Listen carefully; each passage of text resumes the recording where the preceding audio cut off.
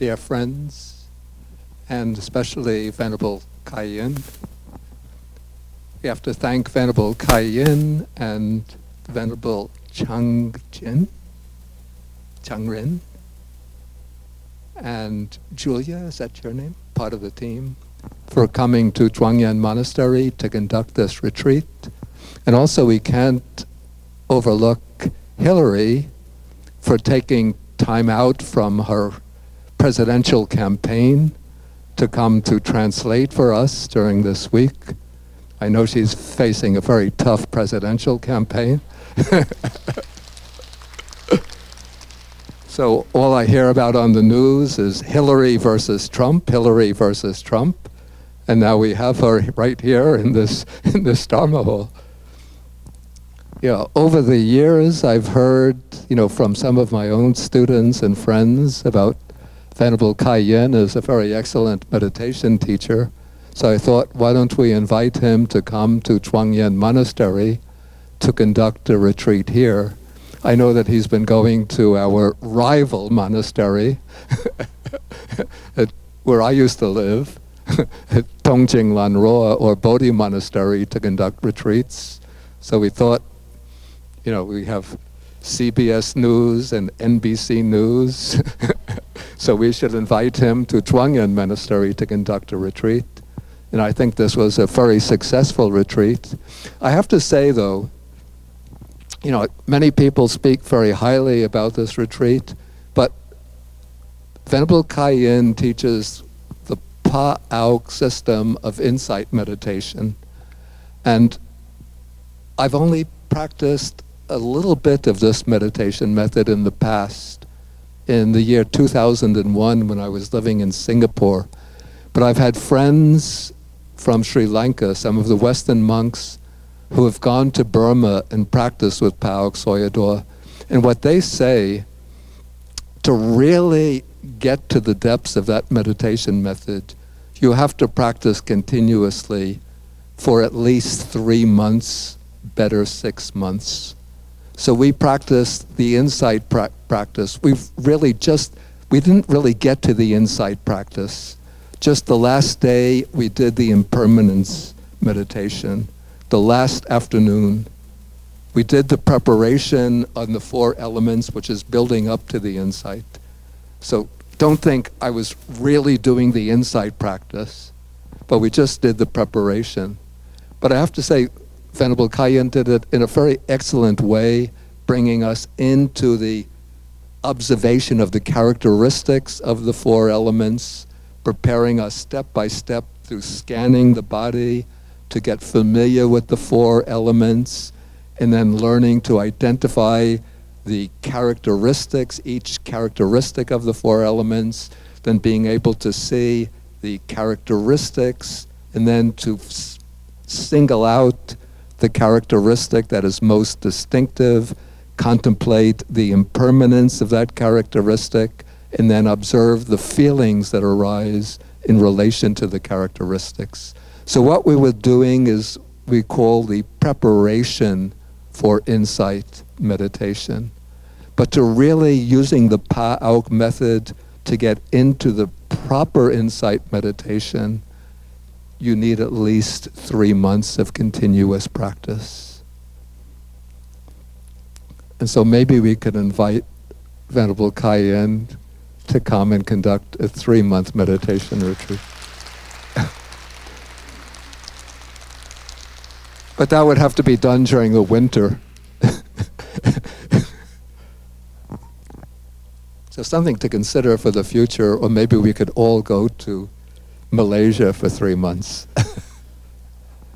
I want to point out that the meditation practice is just one part of Buddha's practice, and we always have to look at Buddha's practice as an integral whole.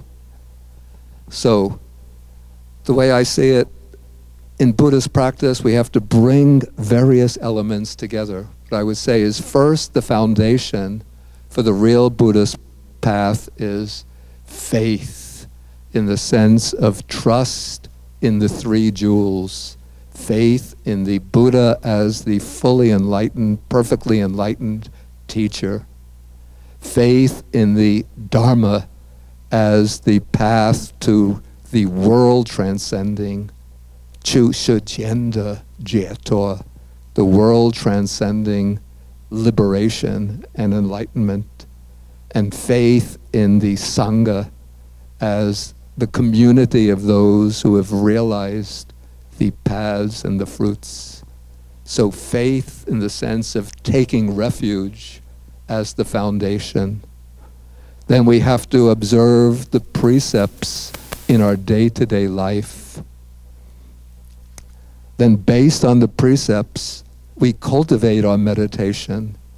And so as practitioners, you should try to do at least, if you have a busy life, at least try to fit in 20 minutes sitting in your daily schedule. Better if you could get in 20 minutes in the morning, 20 minutes in the evening. Still better, half an hour in the morning, half an hour in the evening. Better yet, 50 minutes, 50 in the in the morning, 50 minutes in the evening. If, as a layperson, I say, don't try to push it too hard, but try to get in a regular sitting practice to stabilize the mind, whichever you prefer, whatever meditation method you prefer, whatever system you prefer, but something within the fold of samatha and vipassana. But also you have to develop wisdom, which means that you should learn the basics of the teaching. Since I don't know what books are good in Chinese, I don't know what to recommend, but in English, I don't want to promote my own works, but for English, a book that I recommend is an anthology that I compiled. It's called In the Buddha's Words. It collects the Buddha's discourses into a systematic volume. And then we have to apply Buddhism in our day-to-day life through expressions of loving kindness and compassion. That is, by developing what we call paramis or paramitas.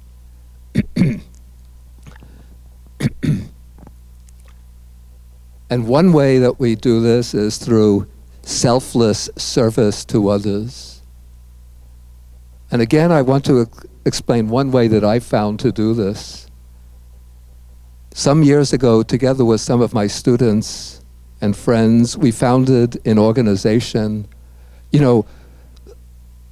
Some years ago, I was looking out, we speak about Buddhism as the religion of love and compassion, but I was considering the situation in the world, and I was thinking, what religions are doing the work to help people around the world who are suffering? And I was looking around and I see the religious organizations working in South America, Africa, Southeast Asia, Christian organizations, Jewish organizations. Where are the Buddhists? They're sitting in their meditation halls thinking, may all beings be well, may all beings be happy, may all beings be free from suffering, but they're not doing anything. So I discussed this with some of my friends, and we decided we have to do something. And so we established an organization, we call it Buddhist Global Relief, which is dedicated to helping communities around the world afflicted with chronic hunger and malnutrition. And we started 2008. Now after 8 years, we've launched about 60 projects which are directed to tackling the roots of chronic hunger and malnutrition, not just providing direct food aid, but especially one of the main strategies is by helping poor girls and women around the world to get education and start right livelihood projects to support their families. And one of our main activities, our main fundraising activity, is in the fall to have a walk to feed the hungry. And so in the fall, throughout the U.S., in 10 cities, 10 places in the U.S., from New York City to California, we have walks to feed the hungry. And so I want to invite you to join this walk to learn more about our organization. I put out some brochures about Buddhist Global Relief on that table and some cards that describe the walk. So please take brochures and learn about our organization. Take the card to learn about the walk. If you're living near New York, join the walk. If you're living someplace else, there might be a walk near you. And please put compassion into action. Thank you very much.